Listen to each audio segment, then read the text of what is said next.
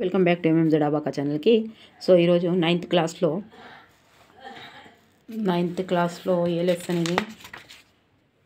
12వ lesson 17, 18, 19వ శతాబ్దంలో ప్రజాస్వామిక జాతీయవాద విప్లవాలు. ఓకే, ఫస్ట్ టైం ఎవరైతే చూస్తున్నారో వాళ్ళు తప్పకుండా సబ్స్క్రైబ్ చేసుకోండి. ఎందుకంటే ఇది 6th క్లాస్ నుంచి 10th క్లాస్ వరకు అయిపోయినాయి. 10th క్లాస్ కూడా అయిపోయినాయి. 9th క్లాస్లోనే ఇంకొన్ని మిగిలి ఉన్నాయి.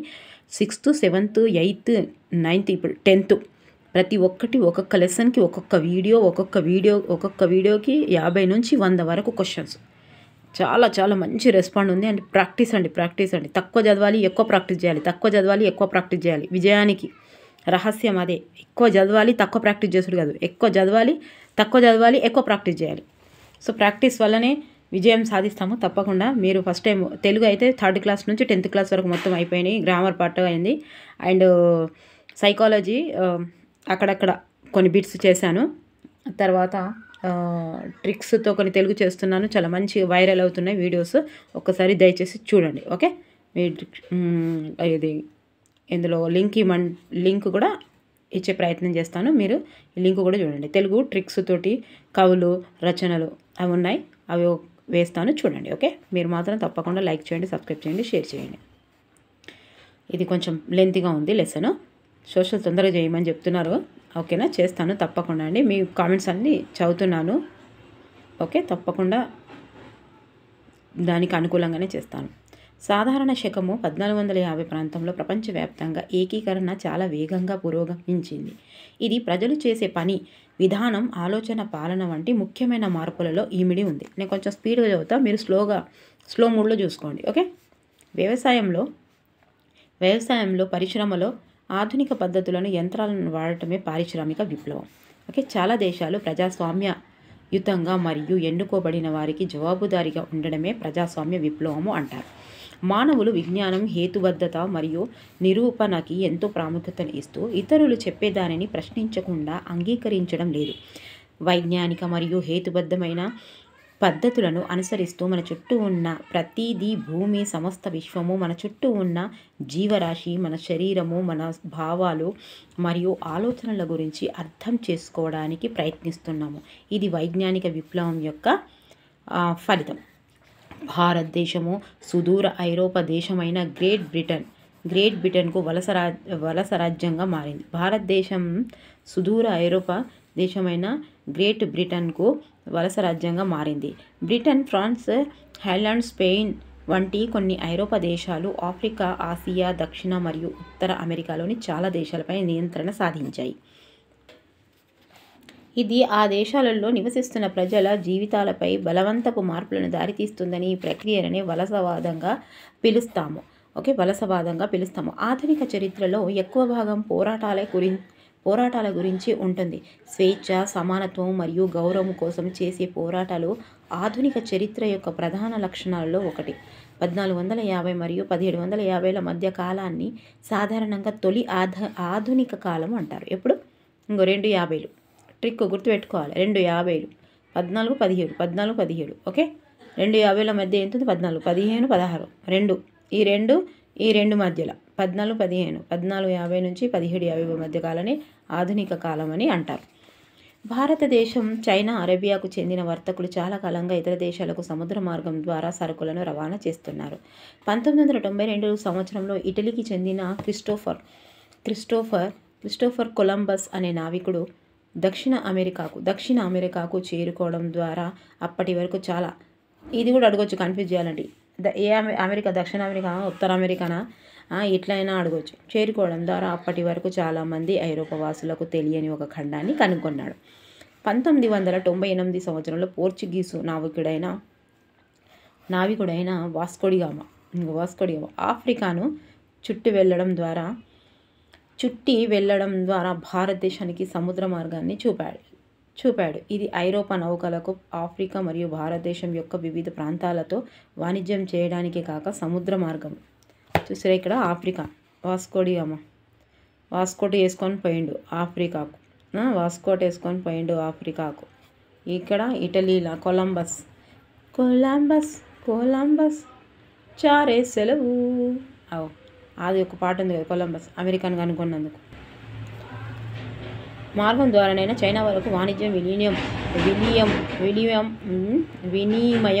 వినిమయం కోసం గొప్ప పరిస్థితులను సృష్టించాయి. వ్యాపార విస్తరణ, వ్యవసాయ వృత్తి, పనివారి ఉత్పత్తులు అంతర్జాతీయ విపణిలో వ్యాపించుటకు తోడ్పడింది. భారతదేశంలో మొఘల్ సామ్రాజ్యాలు చైనా, ఇరాన్, ఇరాక్ మరియు ఐరోపాలోని వేర్వేరు ప్రాంతాలలో ఆవిర్భవించాయి. తొలి ఆధునిక కాలం వైజ్ఞానికంగా గొప్ప పురోభివృద్ధికి ఆరంభాన్ని ఇచ్చింది. గెలీలియా వంటి గొప్ప శాస్త్రవేత్త సూర్యుడు సౌర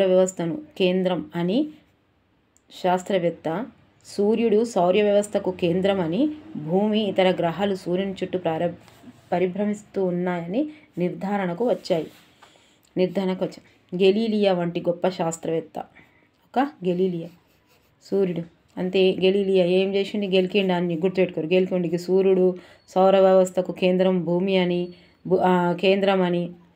సౌర వ్యవస్థకు కేంద్రము సూర్యుడని, భూమి ఇతర గ్రహాల సూర్యుని చుట్టూ పరిభ్రమిస్తుందని అన్నీ గెలికి తెలుసుకున్నాను. గెలీలియా. ఓకే, చెప్పండి. నీలకంఠ సోమయాజి, డెకార్టెస్, నీలకంఠ సోమయాజి, డెకార్టెస్ మరియు న్యూటన్ వంటి గొప్ప గణిత శాస్త్రవేత్తలు గ్రహాలు మరియు నక్షత్రాల కదలికను అధ్యయనం చేయడానికి కొత్త పద్ధతులను అభివృద్ధి చేశారు. ఓకే, నీలకంఠ. వీళ్ళందరూ ఎవరు? గొప్ప గణిత శాస్త్రవేత్తలు. తొలి ఆధునిక కాలం యొక్క ఆలోచన విధానం మానవ స్వాతంత్రం, సమానత్వం భావనల ఆధిపత్యాన్ని కలిగి ఉన్నది. ఇది వివిధ దేశాలలో వివిధ రూపాలను సంతరించుకుంది. తొలి ఆధునిక కాలంలో మతపరమైన ఆలోచన పద్ధతిపై గొప్ప ప్రభావాన్ని చూపారు. ఈ కాలంలోనే ప్రపంచం యొక్క వాస్తవిక వర్ణన ప్రారంభమైంది. ఇది ముఖ్యంగా చిత్రలేఖనంలో స్పష్టంగా కనబడింది. యూరప్లో 17వ శతాబ్దం ఆరంభంలో ఇంగ్లాండ్ ట్యూడర్ వంశానికి చెందిన ట్యూడర్ వంశానికి చెందిన రాజులు పాలించేవాళ్ళు. England Tudor. Okay, Tudor Europe, డర్ ఇంగ్లాండ్, డర్ వంశానికి చెందిన రాజులు పాలించేవాళ్ళు. ఆ సమయంలో రోమన్ కథాలిక్ చర్చి అధిపతిగా పోప్ ఉండేవారు. Okay, pope Rome. తర్వాత అయితే ఈ సమయంలో ట్యూడర్ రాజులు పోప్ అధికారాన్ని అంగీకరించలేదు. ఇంగ్లాండులో పౌరయుద్ధం మహోన్నత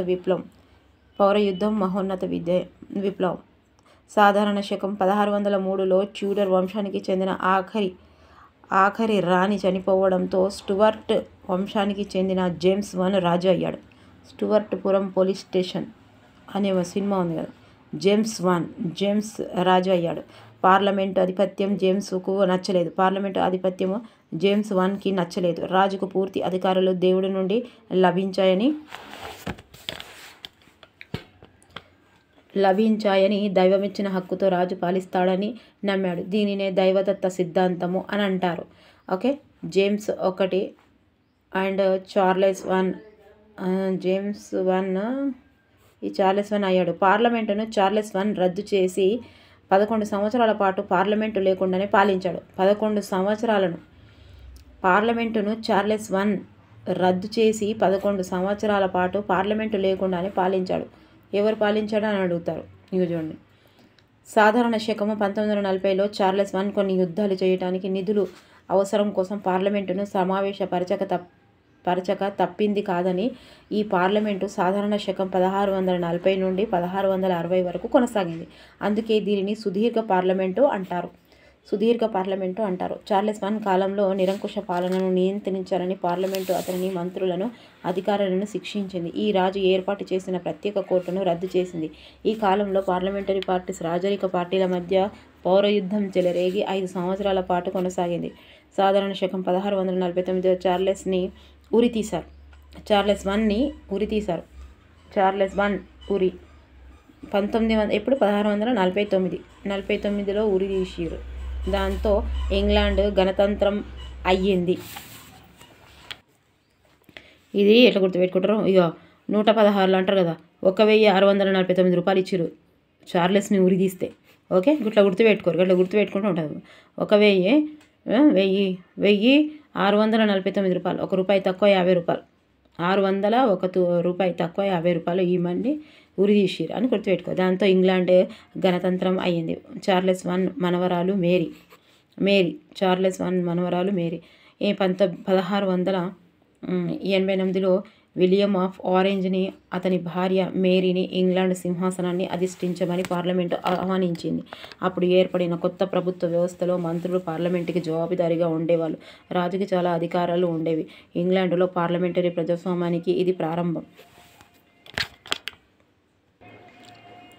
రాజు అధికారం ఇప్పుడు దైవమిచ్చిన అధికారం కాదు, పార్లమెంటు ఆమోదించిన అధికారం. దీనినే రాజ్యాంగబద్ధ రాజరికం అంటారు. ఓకే, ఇదంతా ఒక్క తుపాకీ గుండు కూడా పేల్చకుండా, ఒక రక్తం బొట్టు కూడా చిందించకుండా జరిగింది. అందుకే ఈ మార్పుని మహోన్నత విప్లవం అంటారు. రక్తపాతరహిత విప్లవం అని కూడా అంటారు. రక్తపాతరహిత ఈ మహోన్నత విప్లవం వలన మధ్యతరగతి ప్రాతినిధ్యం వహించే దిగువ సభ హౌస్ ఆఫ్ కామన్స్ చేతుల్లో అధికారం వచ్చింది. ఈ కాలంలో పార్లమెంటు ఎన్నికల్లో ఓటు వేసే అధికారం కేవలం భూమి లేదా ఆస్తులున్న వాళ్ళకే ఉండేది. ఇంగ్లాండులో 1929 నాటికి వయోజనులందరికీ ఓటు హక్కు కల్పించారు. అమెరికా స్వాతంత్ర పోరాటం ఇప్పుడు 1777 నుంచి 89 వరకు. సాధారణ శకం 1492లో కొలంబస్ అమెరికా ఖండాన్ని కనుగొన్నాడు. తర్వాత 18వ శతాబ్దం మధ్య కాలం నాటికి అమెరికా తూర్పు తీరంలోను, ఉత్తర ప్రాంతంలోని ఇంగ్లాండుతో పాటు యూరప్ దేశాలు వలస ప్రాంతాలను ఏర్పరచుకున్నాయి. ఈ కాలంలో 13 రాష్ట్రాలు బ్రిటిష్ వలస ప్రాంతాలుగా ఏర్పడ్డాయి. సాధారణ శకం 1750 వరకు అమెరికా వలస ప్రాంతాల్లో చిన్న మధ్య తరగతి రైతులు భూమి స్వంతదారులైన స్వయంగా దానిని సాగు చేస్తూ ఉండేవాళ్ళు. ఈ కాలంలో ఎక్కువగా క్రైస్తవులు ఉండేవారు. ఈ కాలంలో థామస్ జెఫర్సన్ వంటి అనేక ప్రముఖ రచయితలు ప్రజలందరికీ ఆలోచించే స్వేచ్ఛ మరియు రాజకీయ సమానత్వం కోసం ఉద్యమాలు నిర్వహించారు. ఇంగ్లీష్ పార్లమెంటు ఇంగ్లాండ్ వ్యాపారస్తులు, కర్మాగారాలకు ప్రయోజనం చేకూర్చే చట్టాలను చేసేది. దాంతో అమెరికా వలస ప్రాంతాల ప్రజలు ప్రాతినిధ్యం లేకుండా పన్ను చెల్లించలేదు అన్న వివాదాన్ని చేపట్టారు. సాధారణంగా 1777లో 12 వలస రాష్ట్రాల ప్రతినిధులు బ్రిటిష్ ఆధిపత్యానికి వ్యతిరేకంగా నిరసన వ్యక్తపరచడానికి ఫిలడెల్ఫియా కాంగ్రెస్లో సమావేశమయ్యారు. తన హక్కులను తిరిగి కల్పించమని ఇంగ్లాండ్ రాజు అయిన జార్జ్ త్రీని కోరారు. రాజు అందుకు నిరాకరించి వలస ప్రాంతాలను అణిచివేయడానికి ప్రయత్నించాడు. దీని ఫలితంగా బ్రిటిష్ సైనికులు, అమెరికా సైనికుల మధ్య సాయుధ ఘర్షణలు చోటు చేసుకున్నాయి. ఫిలడెల్ఫియా 2వ కాంగ్రెసు సమావేశంలో తమ ఆమోదం లేకుండా పన్నులను విధించవద్దని ఇంగ్లాండ్ రాజుకు విన్నవించింది. ఆ కాలంలో వలస రాజ్యాల సైన్యానికి జార్జ్ వాషింగ్టన్ నాయకుడుగా ప్రకటించగా రాజు దీనిని తిరుగుబాటుగా పరిగణించి 1775 ఏప్రిల్లో యుద్ధం ప్రకటించాడు. ఫ్రాన్స్ సైనిక సహాయంతో 1781 అక్టోబర్లో అమెరికా ప్రజలు ఈ యుద్ధంలో విజయం సాధించారు. ఈ కాలంలో వలసల స్థాపనలో ఫ్రాన్స్కు మరియు బ్రిటన్కు మధ్య ఉన్న శత్రుత్వం వలన ఫ్రాన్స్ అమెరికాకు సహాయం చేసింది. ప్యారిస్ ఒప్పందం జరిగిన సంవత్సరము సాధారణ శకం 1783ని ఈ ఒప్పందం అమెరికా స్వాతంత్రం యుద్ధం ముగిసింది. ప్యారిస్ ఒప్పందం వలన 13 వలస రాష్ట్రాల స్వాతంత్రాన్ని బ్రిటన్ గుర్తించింది. విప్లవ సైన్యం ఫిలడెల్ఫియాలో 3వ కాంగ్రెస్ సమావేశంలో 1776 జూలై 4న స్వాతంత్ర ప్రకటనను ఆమోదించింది. ఈ ప్రకటన రూపకర్త థామస్ జెఫర్సన్ మనుషులందరూ సమానంగా సృష్టించబడ్డారని, ప్రాణము, స్వేచ్ఛ, ఆనందాన్వేషణతో సహా ఎవ్వరూ తీసుకోవడానికి వీలు లేని కొన్ని హక్కులను సృష్టికర్త మనుషులకు ఇచ్చాడని ఈ ప్రకటన పేర్కొంది. సాధారణ శకం 1789లో అమెరికా సంయుక్త రాష్ట్రాల ప్రభుత్వ గణతంత్ర రాజ్యాంగాన్ని ఆమోదించింది. దీని ప్రకారం అమెరికా సంయుక్త రాష్ట్రాలకు రాజు కాకుండా ప్రజలు ఎన్నుకున్న ప్రతినిధులు పరిపాలిస్తారు. ఫ్రెంచ్ విప్లవం గణతంత్రం. దేశ అధిపతిగా రాజు కాకుండా ప్రజాస్వామికంగా ఎన్నికైన వ్యక్తి ఉండే దేశం. ఎవరి దేశం? ఫ్రెంచ్ దేశం. తర్వాత కాంగ్రెస్ ఒక బృందంలోని సభ్యులు, ప్రతినిధులు చర్చించుకోవడానికి ఏర్పడే సమావేశం. సాధారణ శకం 1774లో లూయి 16 ఫ్రాన్స్కి రాజు అయ్యే నాటికి దేశ కోశాగారం ఖాళీగా ఉంది. ఏంటిది 16 లూయి 16 గుర్తుపెట్టుకోరు 16 ఓకే. ఫ్రెంచ్ 16 రూపాయలకు ఫ్రెంచ్ ఫ్రైస్ 16 రూపాయలకు ఒక్క ప్లేటు ఫ్రెంచ్ ఫ్రైస్ గుర్తుపెట్టుకోరు. ఫ్రాన్స్కి రాజు అయ్యే నాటికి దేశ లూయి కోశాగారం ఖాళీగా ఉంది. దీని కారణం సుదీర్ఘ యుద్ధాల వలన వర్సైస్ రాజప్రసాద నిర్వహణ వలన దేశ ఆర్థిక వనరులు అడుగంటిపోయాయి. లూయి 16 ఆధ్వర్యంలో 13 అమెరికాగా వలస రాష్ట్రాలకు ఫ్రాన్స్ తమకు ఉమ్మడి శత్రువులైన బ్రిటన్ నుండి స్వాతంత్రం పొందడంతో సహాయం చేసింది. ఈ సమయంలో యుద్ధం కారణంగా ఫ్రాన్స్ మరింత కూరుకుపోయింది. దీనివలన సభా నిర్వహణ, సైన్యం, ప్రభుత్వ కార్యాలయాలు, విశ్వవిద్యాలయాలు మొదలైన నిర్వహణ కోసం ఖర్చులు భరించడానికి పన్నులు పెంచక తప్పని పరిస్థితి ఏర్పడింది. సామాజిక ఆర్థిక స్థితిగతులు 18వ శతాబ్దంలో ఫ్రెంచ్ సమాజం 3 ఎస్టేటులుగా విభజించబడి ఉండేది. మొదటి ఎస్టేట్లో మతాధిపతులు, రెండవ ఇది ఇవ్వచ్చు మేధఫాలయంలో మొదటి దాంట్లోనేమో మొదటి మతాది గుర్తుపెట్టుకోరు మొదటి మతాది. రెండవది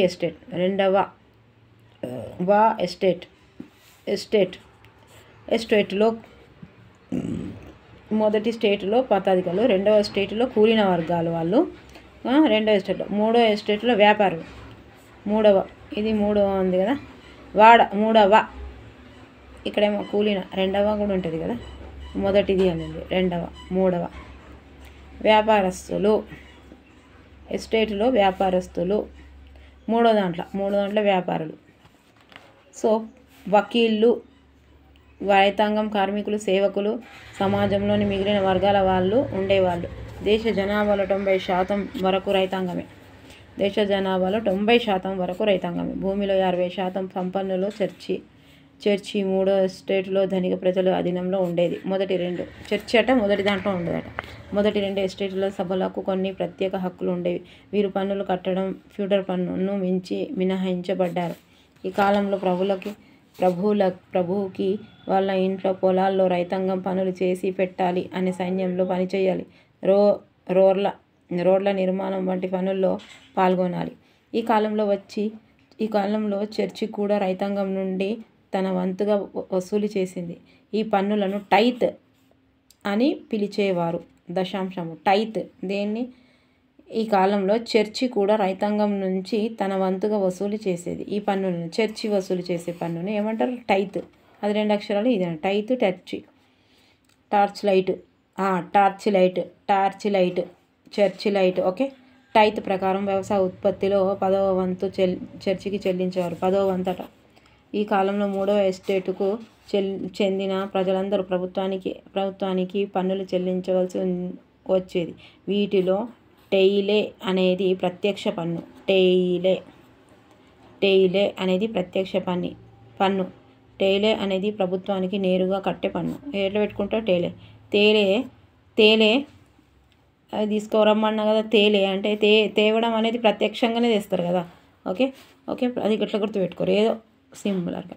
ఉప్పు, పొగాకు వంటి వాటిపై అనేక పరోక్ష పన్నులు ఉండేవి. 18వ శతాబ్దంలో ఏర్పడిన మధ్యతరగతి వర్గం విదేశీ వాణిజ్యం ద్వారా ఉన్ని, బట్టు, వస్తువులు ఉత్పత్తి ద్వారా సంపదను గడించేవారు. మీకు లెసన్ చదివితే పాయింట్ టు పాయింట్ ఇలా మీకు ఇవి ఇక్కడ ఏమైనా నచ్చకపోయినా మీరు ప్రాక్టీస్ బిట్స్లో క్లారిటీ వస్తుంది. తప్పకుండా అక్కడ ప్రాక్టీస్ బిట్స్ చేస్తే చాలా మంచి ఉపయోగపడుతుంది. ఓకే. ఈ కాలంలో 3వ ఎస్టేటులోని వకీళ్ళు, పరిపాలనా అధికారులు, చదువుకున్న వాళ్ళు, వృత్తి నిపుణులు మొదలైన వారు జాన్ లాక్, జీన్ జాక్వైన్, రూసో వంటి తత్వవేత్తలు భావాలతో స్ఫూర్తిని పొందారు. జాన్ వెట్టి పనిచేస్తాడు. జీన్స్ స్వేచ్ఛ, సమానత్వానికి ఇచ్చే చట్టాలు, అందరికీ అవకాశాలపై ఆధారపడిన సమాజాన్ని నిర్మించాలని John Locke, Jean Jacques, Rousseau వంటి తత్వవేత్తలు ప్రబోధించారు. Okay. Jean Jean Rousseau. John Locke 2 treatises of government. Treatises treatises two treatises of government అన్న పుస్తకంలో రాజుకు పరిపూర్ణ హక్కులు ఉన్నాయన్న నమ్మకాన్ని వ్యతిరేకించారు. ఎవరు? John Locke. ఇదే భావనను రూసో ముందుకు తీసుకెళ్లాడు. జాన్ లాక్ ప్రజలు వాళ్ళ ప్రతినిధుల మధ్య కుదుర్చుకున్న సామాజిక ఒప్పందం సోషల్ కాంట్రాక్ట్ ఆధారంగా ప్రభుత్వం పనిచేయాలని ప్రతిపాదించాడు. The spirit of the laws అన్న పుస్తకంలో మాంటెస్క్యూ అనే తత్వవేత్త అధికారాన్ని శాసనసభ కార్యనిర్వాహక వర్గము న్యాయ వ్యవస్థల మధ్య విభజించాలని ప్రతిపాదించాడు. బ్రిటన్ నుండి వలస ప్రాంతాలు స్వాతంత్రాన్ని ప్రకటించుకున్న తర్వాత యుఎస్ఏ ఈ విధానాన్ని అనుసరించింది. అమెరికా రాజ్యాంగం వ్యక్తి హక్కులను ఇచ్చిన ప్రాధాన్యతను ఫ్రాన్స్లో మూడవ ఎస్టేట్లోని రాజకీయ మేధావులకు ఆదర్శంగా నిలిచాయి. సాధారణ శకం 1789లో మే 5న కొత్త పన్నుల ప్రతిపాదనను ఆమోదించడానికి లూయి 16 ఎస్టేట్ జనరల్లను వెర్సాయిల్స్ వద్ద సమావేశపరిచాడు. ఈ సమావేశంలో మొదటి, రెండవ ఎస్టేటుకి చెందిన 300 మంది, మూడవ ఎస్టేటుకి చెందిన 600 మంది ప్రతినిధులు పాల్గొన్నారు. ఈ సమావేశానికి శాసనసభకు రైతాంగం చేతి వృత్తుల వారు మహిళలకు ప్రవేశాన్ని తిరస్కరించారు. అయితే వాళ్ళ సమస్యలు, కోరికలను 40,000 ఉత్తరాల రూపంలో వాళ్ళ ప్రతినిధులు తీసుకొని వచ్చారు. మూడవ ఎస్టేటు సభ్యులు సభ మొత్తం ప్రతి సభ్యునికి ఒక ఓటుతో ఓటింగు జరగాలని కోరసాగారు. ఇది ద సోషల్ కాంట్రాక్ట్ సామాజిక ఒడంబడిక అన్న పుస్తకంలో రూసో వంటి తత్వవేత్తలు సూచించిన ప్రజాస్వామిక సూత్రాలలో ఒకటి. చాలా పెద్దగా ఉందండి లెసను, కొంచెం స్కిప్ చేయకుండా వినండి. ఒక్కసారి చూస్తే ఏదో ఒకటి తప్పకుండా గుర్తుపట్టే ప్రయత్నం అయితే చేస్తాం కదా. పెద్దగా ఉంది, లెంత్గా ఉంది, బోర్ వస్తుందని బంద్ చేస్తే అది చదివినట్టు కాదు ఇక.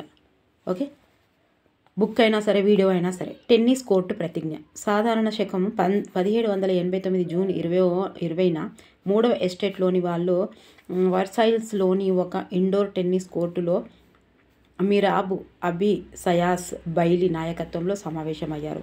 ఈ సమావేశంలో తమని తాము వాళ్ళు జాతీయ శాసనసభగా ప్రకటించుకున్నారు. ఫ్రాన్స్లకు రాచరికపు అధికారులను పరిమితం చేసే రాజ్యాంగ ముసాయిదా ప్రతి తయారయ్యే వరకు వెనక్కి వెళ్ళేది లేదని వాళ్ళు ప్రతిజ్ఞ చేశారు. దీనినే టెన్నిస్ కోర్టు ప్రతిజ్ఞ అంటారు. టెన్నిస్ కోర్టు ప్రతిజ్ఞ అని పిలిచేవారు.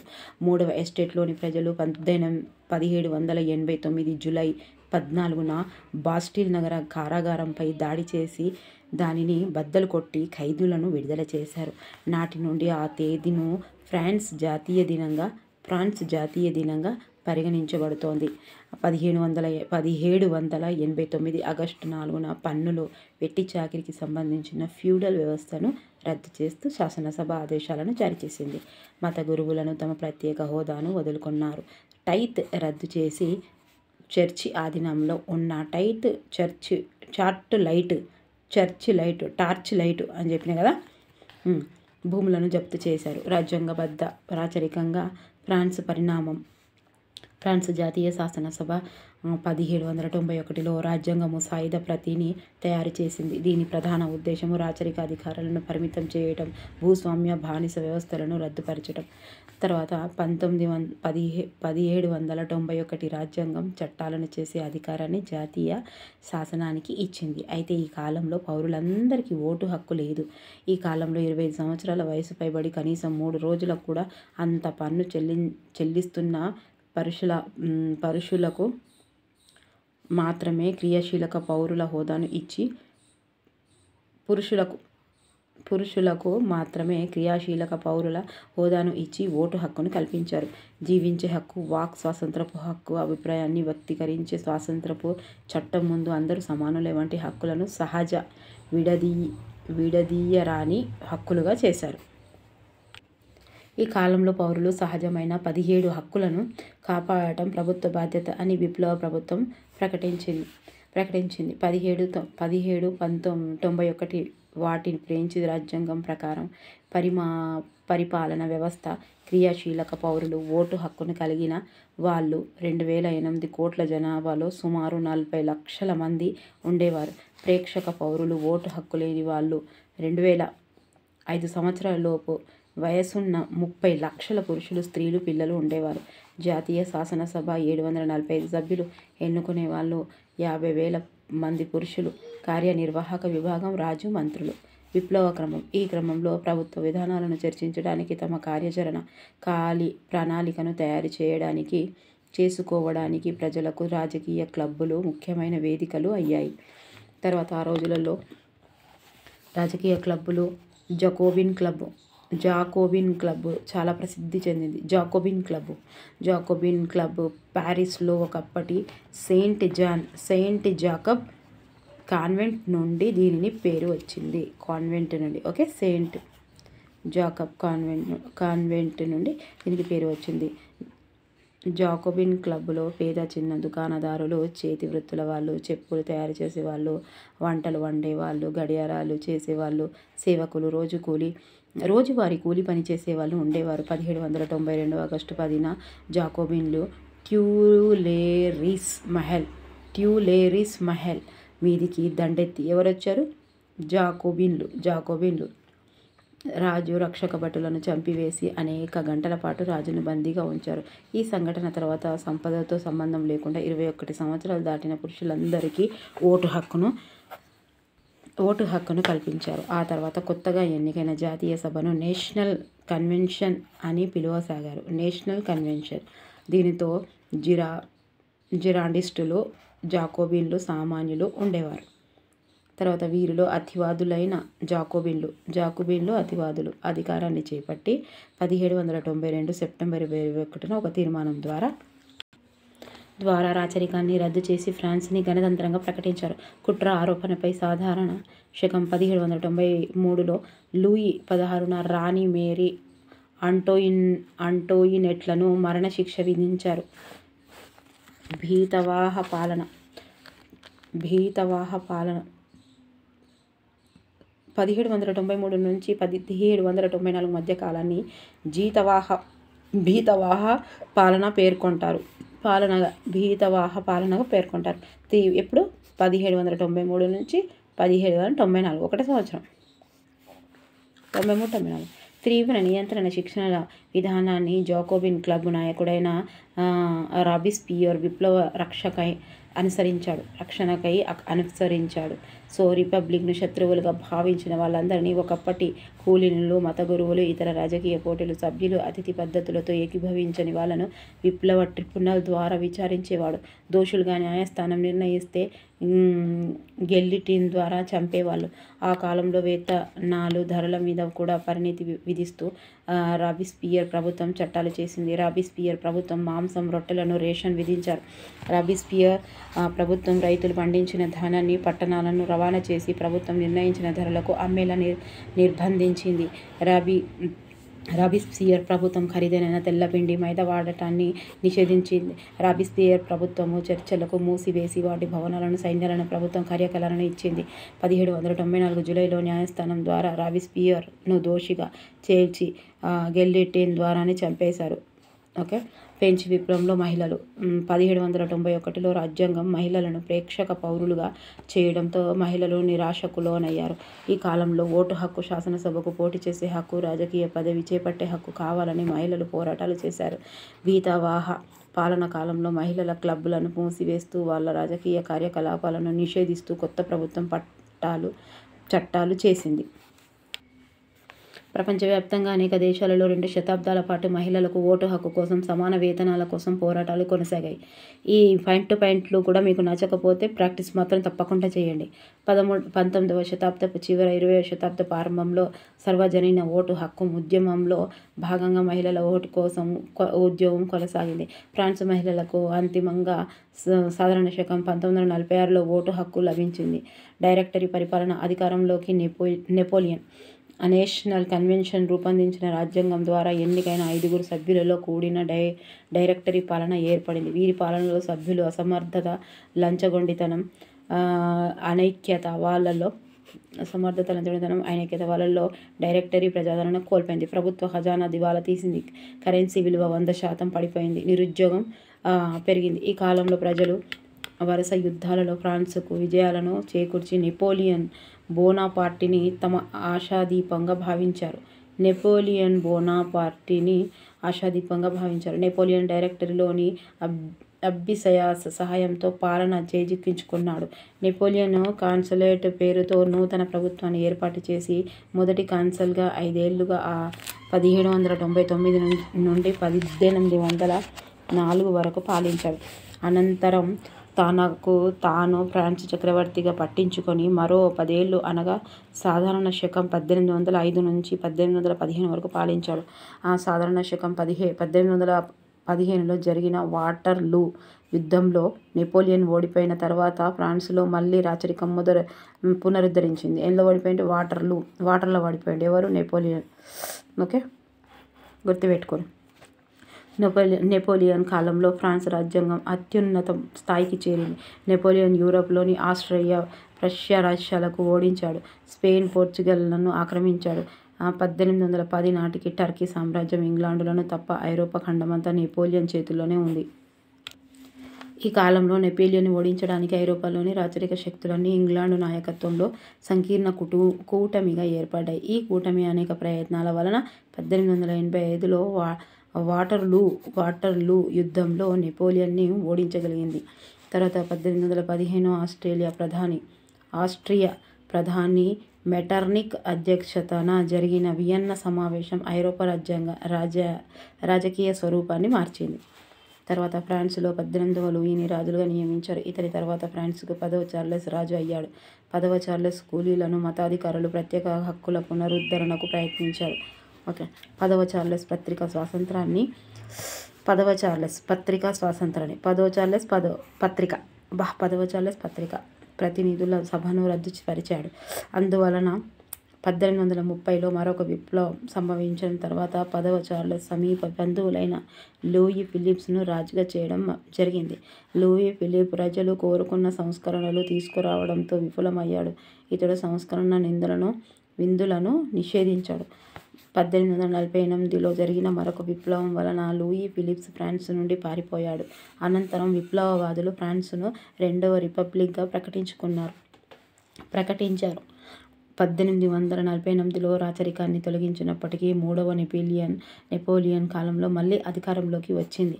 1871లో లియోన్ గాంబెట్టా నాయకత్వంలో ఫ్రాన్స్ 3వసారి రిపబ్లిక్గా ప్రకటించుకుంది. ఓకే, జర్మనీ ఏకీకరణ. 19వ శతాబ్దం నాటికి జర్మనీ అనేక చిన్న స్వతంత్ర రాజ్యాలుగా విభజించబడి ఉండేది. ఇవన్నీ ఒకప్పుడు పవిత్ర రోమన్ సామ్రాజ్యంలో భాగంగా ఉండేవి. ఫ్రాన్స్ పాలకుడైన నెపోలియన్ బోనాపార్టీ 1806లో వీటిని జయించి 39 రాజ్యాలుగా రైన్ కాన్ఫెడరేషన్ను ఏర్పాటు చేశారు. నెపోలియన్ పతనానంతరం వియన్నా సమావేశం ఈ రాజ్యాలను తిరిగి పాత రాజ్యాలుగా విభజించి జొల్లోవెరిస్ అనే వర్తక సుంకాల సంఘము, ఈ రాజ్యాలలో స్వేచ్ఛ, వ్యాపారం, ఆర్థిక సహకారం అనే వర్తక నిబంధనలను అనుసరించడం ద్వారా జర్మన్లో ఐక్యత భావాన్ని కలిగించింది. ఈ ఆర్థిక సహకారం రాజకీయ ఐక్యతకు దారితీసి జర్మనీ ఏకీకరణకు తొలి సోపానంగా పనిచేసింది. జర్మన్ రాజ్యాలలో పెద్దవాడైన ప్రష్యా రాజు మొదటి విలియం ప్రధాని బిస్మార్క్ల నాయకత్వంలో 3 యుద్ధాల ద్వారా 7 సంవత్సరాలలో జర్మనీ ఏకీకరణ సాధించింది. ప్రష్యా ప్రధాని బిస్మార్క్ రక్తపాతం, బలప్రయోగం అనుసరించాడు. బిస్మార్క్ రాజ్యంలో నిర్బంధ సైనిక విధానాన్ని ఏర్పరిచి సైన్యాన్ని పటిష్టపరిచాడు. బిస్మార్క్ జర్మనీ ఏకీకరణకు అడ్డుగా ఉన్న డెన్మార్క్, ఆస్ట్రియా, ఫ్రాన్స్లను ఏకాకులను చేసింది. యుద్ధాలలో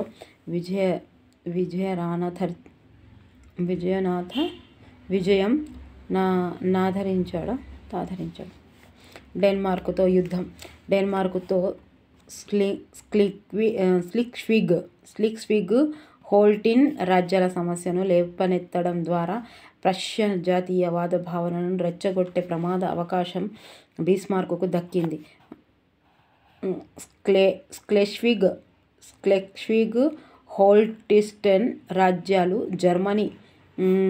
జర్మనీకి ఉత్తరంగా ఉన్నాయి. ఇది డెన్మార్క్లో సమైక్యమై ఉండేవి. ఈ రెండు రాజ్యాలు గత 400 సంవత్సరాలుగా స్వతంత్ర మనుగడ సాగిస్తున్నాయి. ఈ రెండు రాజ్యాలు తమ ఆధీనంలోకి రావాలని జర్మనీ ప్రజలు కోరుకున్నారు. బిస్మార్క్ ఆస్ట్రియా దేశం సహాయంతో ఆస్ట్రియా-ప్రష్యాలు సంయుక్తంగా డెన్మార్క్ను ఓడించి స్లెస్విగ్ హోల్స్టీన్ రాజ్యాలను తమ ఆధీనంలోకి తీసుకున్నారు. 1865 ఆగస్టులో హోల్స్టీన్లను ఆస్ట్రియా నియంత్రణలో ఉంచబడినమైనది. స్లెస్విగ్ పాలనను ప్రష్యాకు అప్పగించడమైనది. ఆస్ట్రో-ప్రష్యన్ యుద్ధము. ప్రష్యా-ఆస్ట్రియా మధ్య యుద్ధం విషయంలో బిస్మార్క్ చాలా జాగ్రత్తగా, నేర్పుగా వ్యవహరించి ఫ్రాన్సుకు చెందిన 3వ నెపోలియన్తో స్నేహం చేసుకొని తటస్థంగా ఉండమని కోరాడు. అందుకు ప్రతిఫలంగా రైన్ దిశగా ఫ్రాన్స్ విస్తరణను తాము అంగీకరిస్తామని బిస్మార్క్ ఫ్రాన్సుకు వాగ్దానం చేశాడు. కొంచెమే ఉందండి, తర్వాత బిట్సే. ఆస్ట్రియా మీద ప్రష్యా విజయం సాధిస్తే ఇటలీకి వెనీషియాను ఇవ్వడానికి అంగీకరించి బిస్మార్క్ ఇటలీ మద్దతు కూడా సంపాదించాడు. స్లెస్విగ్ హోల్స్టీన్ రాజ్యాల విషయంలో ఆస్ట్రియా విశ్వాస భంగానికి పాల్పడిందని పేర్కొంటూ ప్రష్యన్ దళాలను హోల్స్టీన్లోకి బిస్మార్క్ నడిపారు. 1866 జూలై 3వ తేదీన ప్రష్యాకు ఆస్ట్రియాకు మధ్య సాడోహ దగ్గర యుద్ధం మొదలైంది. ప్రష్యా చేతిలో ఆస్ట్రియా పరాజయం పాలైంది. ఇటాలియన్ల నుంచి వెనీషియాను రక్షించుకోవడానికి ఆస్ట్రియా దళాల్లో దాదాపు 1,50,000 దళాలను పంపవలసి రావడంతో ఆస్ట్రియా సైన్యం చీలిపోవడం వలన ప్రష్యా చేతిలో ఆస్ట్రియా ఓడిపోయింది. ప్రష్యా సైన్యాలు వియన్నా దిశగా సాగాయి. Schleswig Holstein, Hanover, Hesse, Kassel, Hesse Darmstadt లోని కొన్ని ప్రాంతాలు, ఫ్రాంక్ఫర్ట్ నగరాలను ప్రష్యా స్వాధీనం చేసుకుంది. ఈ రాజ్యాలన్నీ ఉత్తర జర్మన్ సమైక్యం భాగమయ్యాయి. దక్షిణాది రాజ్యాలైన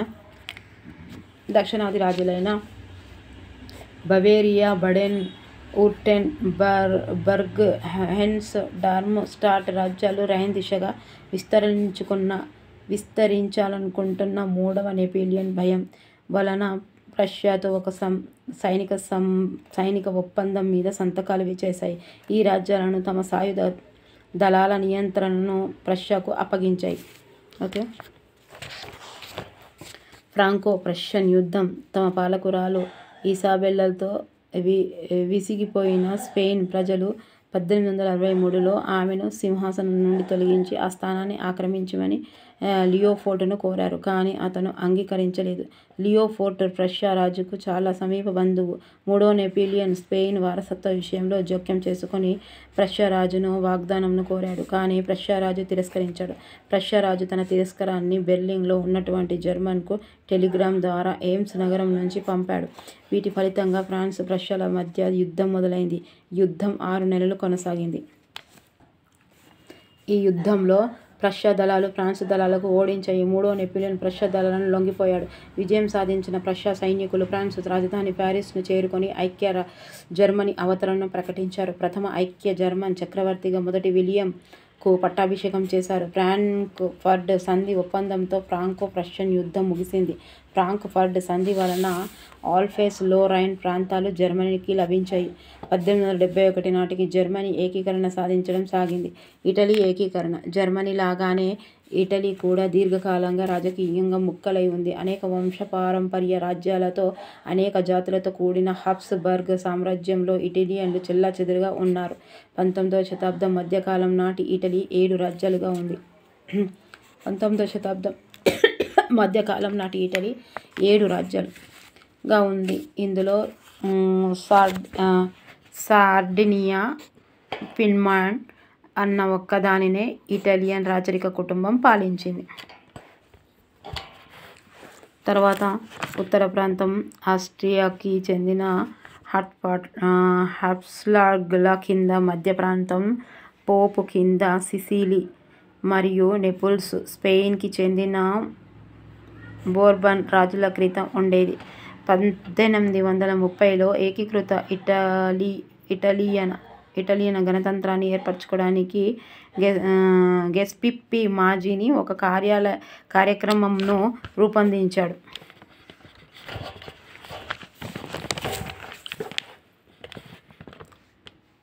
ఇక్కడ కొంచెం వర్డ్స్ పలకరానికి పోయినా ఇక్కడ మీకు కనిపిస్తుంది కదా, ఒక్కసారి చూసుకోండి. ఓకే, గెస్సిప్పి మాజిని తన భావాలను ప్రచారం చేయడానికి అతడు యంగ్ ఇటలీ అనే ఒక రహస్య సంఘాన్ని ఏర్పాటు చేశాడు. Young Italy. సో 1831-1848లో విప్లవాలు విఫలం కావడంతో యుద్ధం ద్వారా ఇటాలియన్ రాజ్యాలను ఒకటిగా చేసే బాధ్యత సార్డినియా ఫిర్డినాండ్ రాజు విక్టర్ ఇమ్మాన్యుయల్ ల మీద పడింది. ఓకే, ఇక్కడ చూడండి, మీరు చదవండి. ఇటలీ ప్రాంతాలను కలిపే ఉద్యమానికి నాయకత్వం వహించిన ప్రధానమంత్రి కౌంట్ కపూర్ ఫ్రాన్స్తో తెలివిగా దౌత్య సంబంధాన్ని కుదిర్చిన ఫలితంగా 1859లో ఆస్ట్రియన్ సైన్యాన్ని సార్డినియా ఫిర్డినాండ్ ఓడించగలిగింది. ఈ యుద్ధంలో సైన్యంతో పాటు గిసెప్పి గారిబాల్డి నేతృత్వంలో ఎర్ర చొక్కాలు అనే సాయుధ వాలంటీర్లు పెద్ద సంఖ్యలో పాల్గొన్నారు. ఓకే, 1860లో వీళ్ళు దక్షిణ ఇటలీ నుండి సిసిలీ రాజ్యంలోకి చొచ్చుకుపోయి స్థానిక రైతాంగ మద్దతుతో స్పానిష్ పాలకులకు తరిమికొట్టి సిసిలీపై నిరంకుశ ఆధిపత్యాన్ని సాధించారు. తర్వాత 1870లో ప్రష్యా ఫ్రాన్స్ల మధ్య యుద్ధం కారణంగా ఫ్రాన్స్ తన సైన్యాన్ని రోమ్ నగరం నుంచి ఉపసంహరించడంతో ఇమాన్యుయల్ II దానిని ఆక్రమించి ఇటలీ ఏకీకరణకు పూర్తి చేశాడు. తర్వాత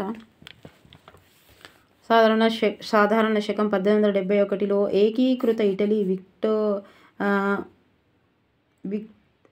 విక్టర్ ఇమాన్యుయల్ IIను రాజుగా ప్రకటించారు. ఓకే, ఇగో ఇది స్క్రీన్ షాట్ అయినా తీసుకోండి. ఓకే, అమెరికా వలస ప్రాంతాలకు ఫ్రాన్స్ సహాయం 1881. టెన్నిస్ కోర్టు ప్రతిజ్ఞ ఎస్టేట్ జనరల్ను సమావేశపరచుట 1789. మానవ పౌర హక్కుల ప్రకటన 1791. భీతావాహ పాలన 1793, 1794.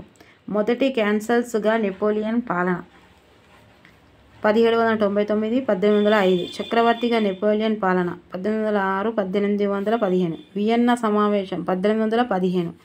ఫ్రాన్స్ గణతంత్ర దేశంగా మారడం 1871. జర్మనీ ఏకీకరణ 1871. ఇటలీ ఏకీకరణ 1871. ఇప్పుడు ప్రాక్టీస్ బిట్స్ చూద్దాము. ఇట్లనే ఇక ఒక్క వీడియోలోనే మొత్తం అవుతుంది. ఓకేనా, ప్రాక్టీస్ బిట్స్ ఇక ఇంట్లోనే చేసేస్తే ఇంకో 20 నిమిషాలు అవుతుంది, ఇంకా 10 నిమిషాలు అవుతుంది. ఒక మంచిగా మీకు ఒకటే వీడియోలో వస్తుంది. అందుకే బోర్ వచ్చినా నేను ఇందులోనే చేసేస్తున్నాను. Okay, practice bits. టైత్ ప్రకారం వ్యవసాయ ఉత్పత్తిలో ఎన్నో వంతుని చర్చికి చెల్లించాలి? 10వ వంతు. మహోన్నత విప్లవం ఏ సంవత్సరంలో జరిగింది? మహోన్నత విప్లవం ఏ సంవత్సరంలో? 1688లో. ప్యారిస్ ఒప్పందం ఏ సంవత్సరంలో జరిగింది? ప్యారిస్ ఒప్పందం 1883లో. 11 సంవత్సరాల పాటు పార్లమెంటు లేకుండానే పాలించిన రాజు ఎవరు? Charles I. ఇంగ్లాండులో సుదీర్ఘ పార్లమెంటును కాలంను గుర్తించండి. సి 1640, 1660. 1800 దశాబ్దంలో ఫ్రెంచి సమాజంలో గల 3వ ఎస్టేట్లో లేని వారిని గుర్తించండి. మతాధిపతులు 3వ దాంట్లో లేరట. మరి 3వ దాంట్లో ఎవరున్నారు? వకీళ్ళు, వ్యాపారస్తులు, కార్మికులు. వీళ్ళందరూ ఎన్ని ఉన్నాడు? 3వ దాంట్లో ఉన్నారు. ఓకే, అమెరికా సంయుక్త రాష్ట్రాల ప్రభుత్వ గణతంత్ర రాజ్యాన్ని ఆమోదించిన సంవత్సరం ఏది? డి 1789. 18వ శతాబ్దంలో ఫ్రెంచి సమాజంలో గల మొదటి ఎస్టేట్లో ఎవరు ఉంటారబ్బా? మొదటి ఎస్టేట్లో 7 మతాధిపతులు ఉంటాడు. మొదటి దాంట్లో మొదటి మతాధిపతులు చెప్పిన కదా. తర్వాత చర్చి రైతాంగం నుంచి తన వంతుగా వసూలు చేసే పన్నులను ఏమంటారు? బి టార్చ్ లైట్ అన్న, torch light. Okay, torch light. Church tithe. ప్రజలు అంతా సిమిలర్గా కొంచెం సింక్ వేసుకొని చదివితే అయిపోతాయి. ప్రజలు వాళ్ళ ప్రతినిధుల మధ్య కుదుర్చుకున్న సామాజిక ఒప్పందము ఆధారంగా ప్రభుత్వం పనిచేయాలని ఎవరు ప్రతిపాదించారు?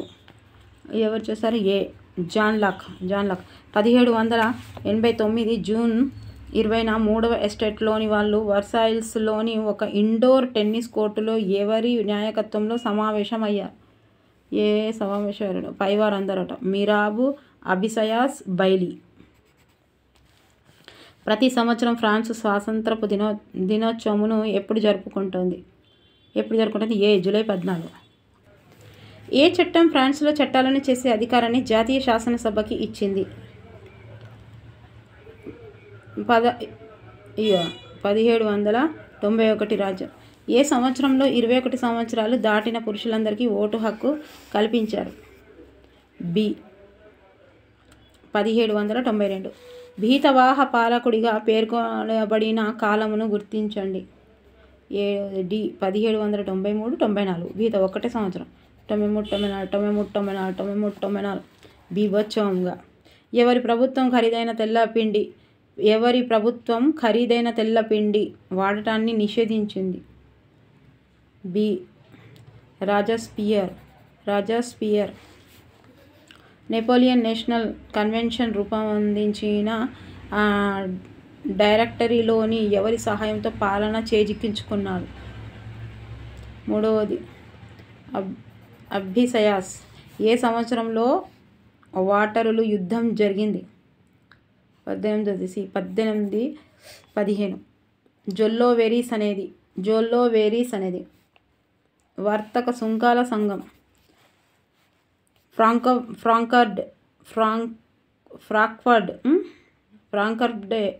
కాకుపావత్ కదా.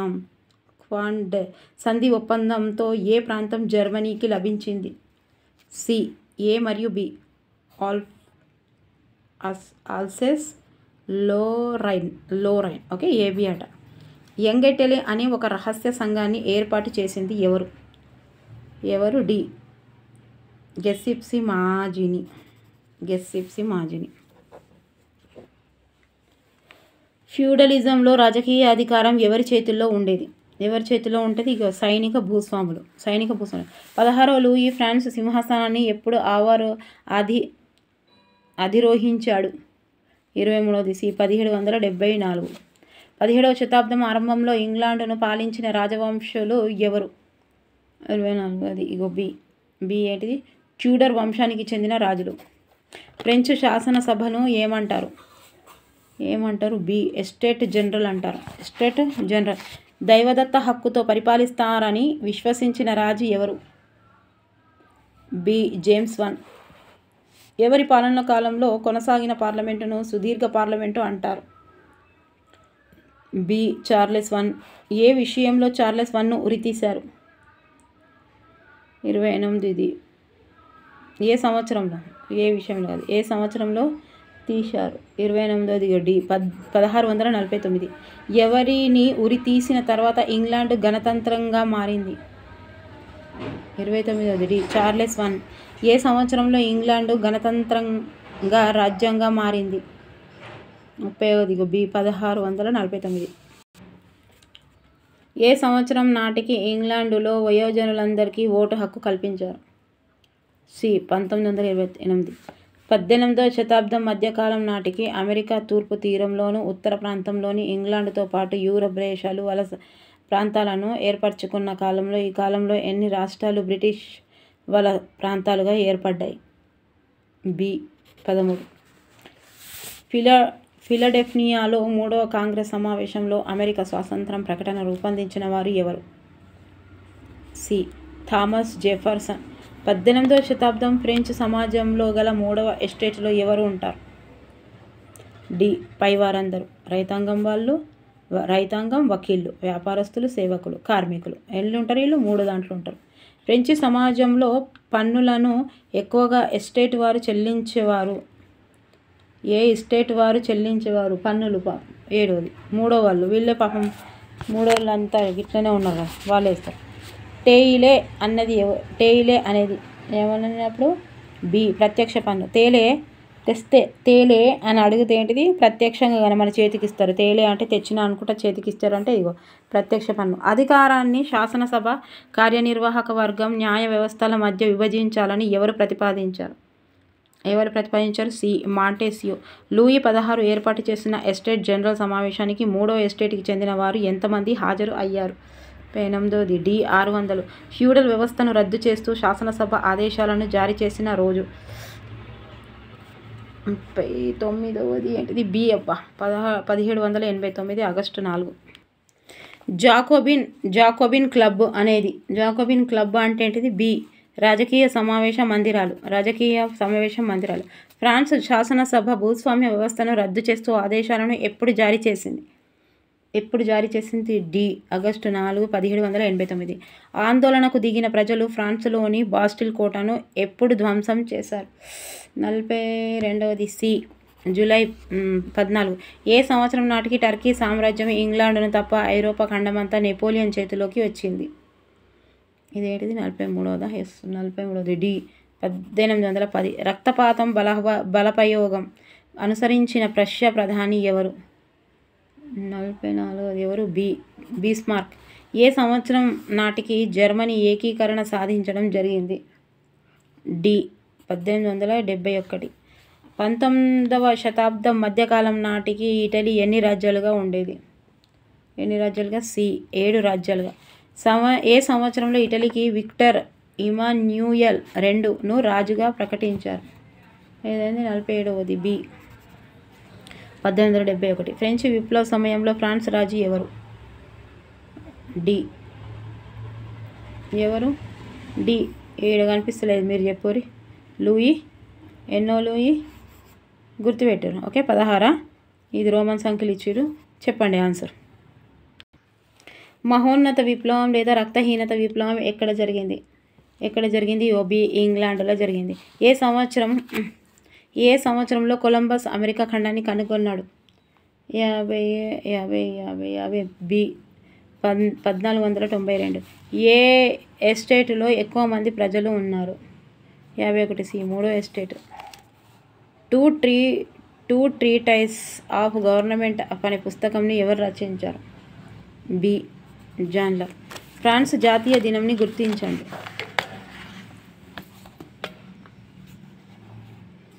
బి. ఫ్రెంచ్ విప్లవం తర్వాత ఎన్నుకోబడిన శాసనసభను ఏమని పిలిచారు?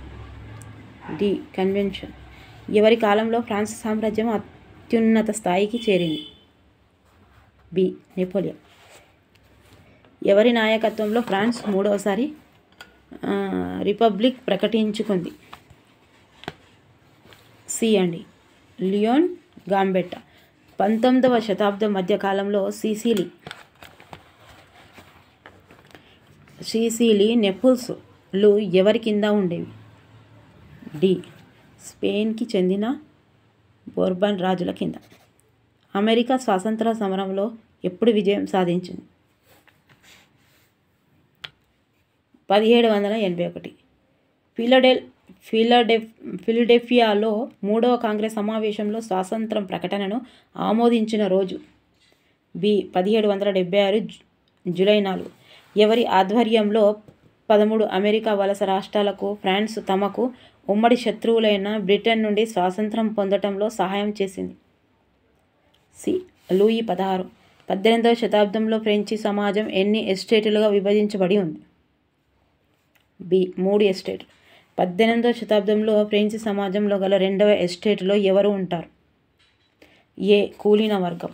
ఫ్రెంచ్ సమాజంలో ప్రత్యేక హక్కులను ఏ ఎస్టేట్ వారు అనుభవించేవారు? డి ఏ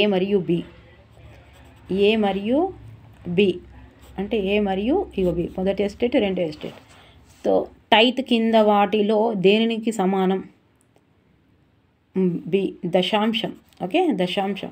కొత్త పన్నుల ప్రతిపాదనను ఆమోదించడానికి లూయి 16 ఎస్టేట్ జనరల్ను ఏ రోజున సమావేశపరిచారు? 65ది బి 1789 మే 5. లూయి 16 ఏర్పాటు చేసిన ఎస్టేట్ జనరల్ సమావేశానికి మొదటి, రెండవ ఎస్టేటులకు చెందిన వారు ఎంతమంది హాజరు అయ్యారు?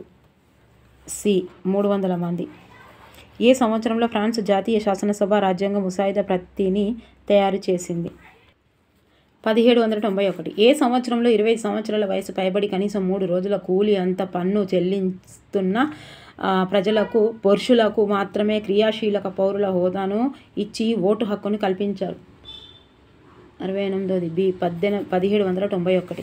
ఏ రోజున జకోబియన్లు ట్యూలెరీస్ మహల్ మీదికి దండెత్తి రాజు రక్షక భటులను చంపివేసి అనేక గంటల పాటు రాజును బందీగా ఉంచారు? బి. 1792 ఆగస్టు 10. జకోబ్లిన్ క్లబ్కు నాయకుడెవరు? బి. మ్యాక్సిమిలియన్ రాబిస్పియర్. ఫ్రాన్స్లో మరణశిక్షను దేనితో అమలు పరిచేవారు? సి. గిల్లిటిన్. నెపోలియన్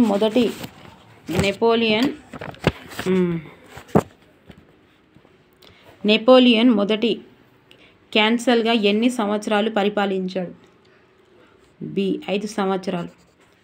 ఆస్ట్రియా ప్రధాని మెటర్నిక్ అధ్యక్షతన వియన్నా సమావేశం ఏ సంవత్సరంలో జరిగింది? సి. 1815. కూలీల మత అధికారుల ప్రత్యేక హక్కుల పునరుద్ధరణకు ప్రయత్నించిన రాజు ఎవరు? బి. చార్లెస్ 10. ఏ సంవత్సరంలో లియోస్ కాంబెట్టా నాయకత్వంలో ఫ్రాన్స్ మూడవసారి రిపబ్లిక్గా ప్రకటించుకుంది? 75. బి. 1871. ప్రథమ ఐక్య జర్మన్ చక్రవర్తిగా ఎవరిని పట్టాభిషేకం చేశారు? బి. మొదటి విలియం. 1830 సంవత్సరంలో ఏకీకృత ఇటాలియన్ గణతంత్రాన్ని ఏర్పరచడానికి ఎవరు ఒక కార్యక్రమాన్ని రూపొందించారు? బి. గెస్పిపి మాజిని. ఏ సంవత్సరంలో ప్రష్యా ఫ్రాన్స్ల మధ్య యుద్ధం జరిగింది? బి. 1870. వాస్కోడిగామా సముద్రంలో ఆఫ్రికాను చుట్టుముట్టి 1498లో భారతదేశంలో ఏ రాష్ట్రానికి చేరుకున్నాడు? సి. గోవా చేరుకున్నాడు. ఫ్రాన్స్ మహిళలకు అంతిమ ఓటు హక్కు లభించిన సంవత్సరం ఏది? 80. బి. 1946. రాజ్యాధినేత రాజుగా కాక ప్రజాస్వామికంగా ఎన్నుకున్న అధ్యక్షుడు ఉండే వ్యవస్థని ఏమంటారు? సి. గణతంత్రం అంటారు. ఇంగ్లాండ్లో రాజుకు మరియు పార్లమెంటుకు మధ్య జరిగిన యుద్ధంను ఏమంటారు? డి. ఏ మరియు బి. అంతర్యుద్ధం, పౌరయుద్ధం. ఏ మరియు బి. ఓకే. ఇటలీ ఏకీకరణకు పూర్తి చేసిన రాజు ఎవరు? ఏ. విక్టర్ ఇమాన్యుయల్ 2. ఇంకొకటి ఉందా ఇక్కడ? ఫ్రాన్స్ ఇక్కడ జతపరచమని ఇచ్చింది, ఇది ఒకటి చూద్దాము. ఎన్ని ఇచ్చింది? 1, 3 ఉంది. 1వది సి అబ్బా, 1వది సి. ఇంకా 2వది ఏ, 3వది B, B. The spirit of the laws ఎవరు ఇచ్చారు? మాంటెస్క్యూ. లాస్ స్యూ గుర్తుపెట్టుకోవాలి, లాస్ స్యూ. తర్వాత ఇంకోటి సామాజిక ఒప్పందం, సోషల్ కాంట్రాక్ట్. రూసో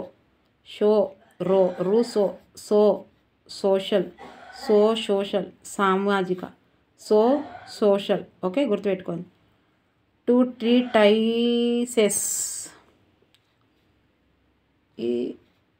ఏముంది? Of government. 2 ట్రీటైసెస్.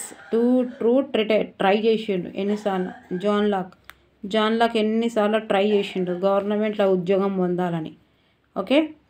ట్రైసెస్ 3 సార్లు ట్రైసెస్ చేసిండు. ఎవరు? John Locke. ఏం కావాలని? గవర్నమెంట్. మస్తు జాన్ తోటి ట్రై చేసిండు గవర్నమెంట్ జాబ్ రావాలని, ఇక రాలేదు. ఓకే, ఇక నచ్చితే లైక్ చేయరు, సబ్స్క్రైబ్ చేయరు, షేర్ చేయరు. ఇప్పటికే పెద్దగా అయిపోయింది ఇది. 13వ పాఠం పారిశ్రామికీకరణ, సామాజిక మార్పు. సో ఎక్కడైనా తడబడినా, ఎక్కడైనా వాయిస్ క్లారిటీగా లేకుండా కొంచెం అంటే అవి కొన్ని పదాలు నాకు వలకడానికి రాలేదు. సో ప్లీజ్ అక్కడ అడ్జస్ట్ కాండి. మీకు కనిపిస్తుంది కదా, మీరు చూడండి. ఇక నేను ఎక్కువ టైం తీసుకున్నా. ఆల్రెడీ 1 గంటల 2-3 క్వశ్చన్స్ వచ్చే అవకాశం ఉంది. ఇది చాలా పెద్ద లెసన్ కాబట్టి నచ్చితే లైక్ చేయండి, సబ్స్క్రైబ్ చేయండి, షేర్ చేయండి. Thank you for watching.